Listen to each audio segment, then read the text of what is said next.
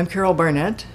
I'm a composer from Minnesota, and I'm here in Vancouver for the premiere of my piece for the Elektra Women's Choir and Morna Edmondson. I would like to tell you about several of my treble choir pieces. I've written 11 of them, but 4 are my special favorites. I will be reading the texts to you because I think that the texts are the inspirational point that brings the music to mind.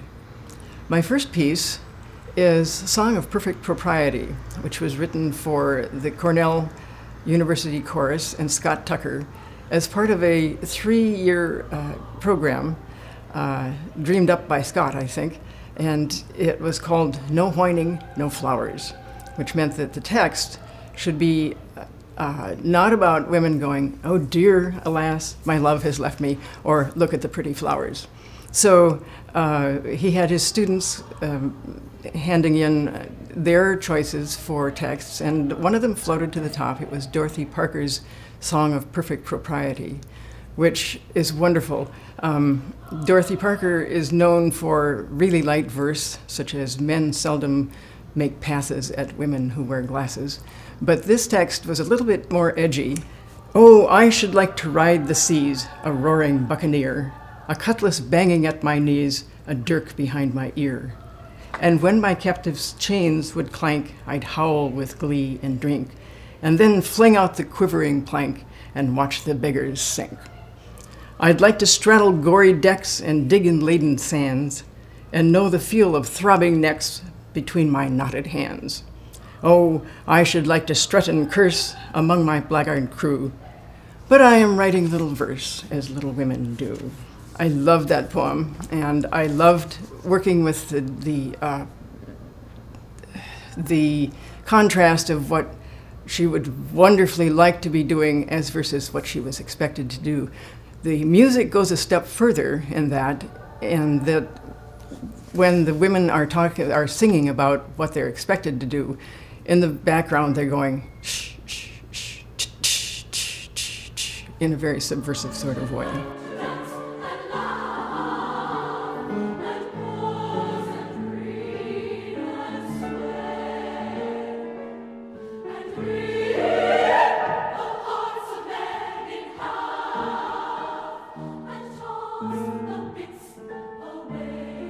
Another one of my favorite pieces is The Day of Hope, written for Augsburg College's women's choir called the Riverside Singers.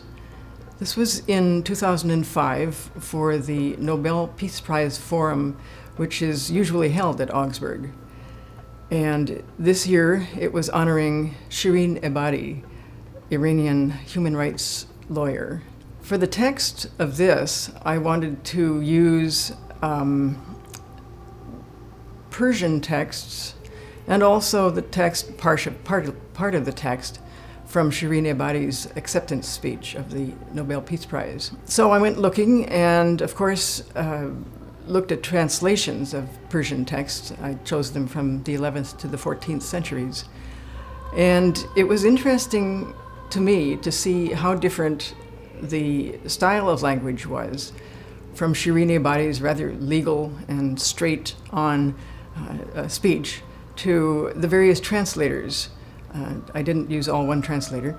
And so I also listened to traditional Persian music because I thought that would meld better with the texts. So we're dealing with several different filters here.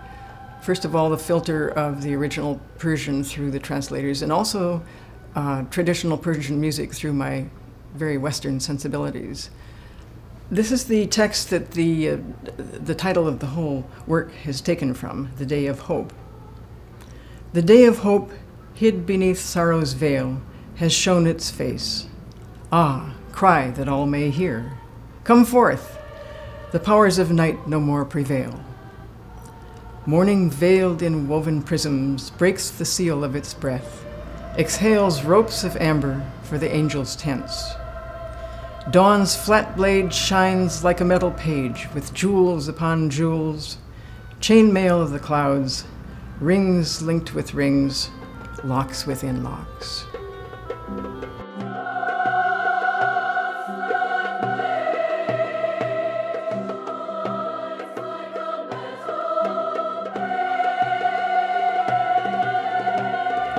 The Day of Hope is written for treble chorus, oboe, percussion, and harp. The piece is in 3 movements, a total of about 11 minutes. First movement talks about a caravan traveling, and it's seemingly, at least it seemed to me, an endless caravan. And so it's sort of contemplative and possibly a little bit declamatory. Second movement is a celebratory movement, and so everybody gets to sing out, be rhythmic. Third movement celebrates dawn in the desert, a beautiful sunrise. And then there's Remember the Ladies, which was written for the Minnesota All-State Women's Choir. They, of course, wanted a women composer for that, and they also wanted a text by a woman. That was suggested by Sandra Snow, with whom it was a great pleasure to work. My sister suggested that I look at the letters of Abigail Adams, who was married to John Adams, who was one of the founding fathers of the American Constitution, the American government. While John was away at the Continental Congress, Abigail was managing the farm, raising 4 children, writing frequent letters to John about the goings-on of the neighbors and also about the goings-on of the troops who had recently quitted Boston and were in the area.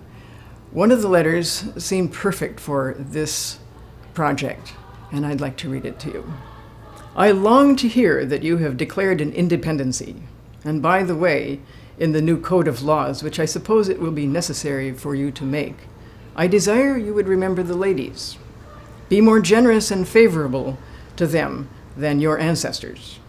Do not put such unlimited power into the hands of the husbands. Remember, all men would be tyrants if they could. If particular care and attention is not paid to the ladies, we are determined to foment a rebellion, and will not hold ourselves bound by any laws in which we have no voice or representation. But such of you as wish to be happy willingly give up the harsh title of master for the more tender and endearing one of friend. Adieu. I need not say how much I am your ever faithful friend, Abigail.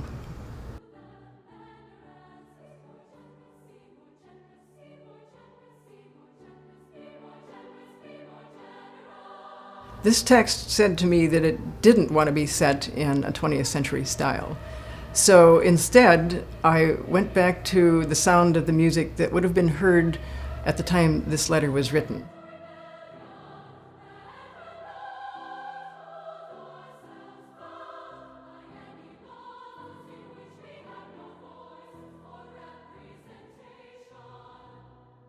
We Clasp the Hands was written for the Aurora Chorus and Joan Shimko. They wanted something to celebrate their 25th anniversary, and so we wanted it to be celebratory and inclusive and empowering and joyful the way the chorus appears on their YouTube videos. Joan found me the perfect text by Wendell Berry from an essay called Healing, which appeared in his book, What Are People For? We clasp the hands of those who go before us and the hands of those who come after us.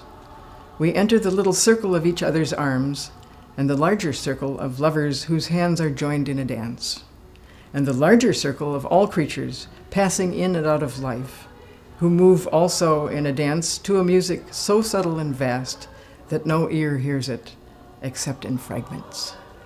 The music that I wrote to the text is joyful and straightforward. The piano keeps the rhythm, and I hope that the audience and the singers will feel like dancing.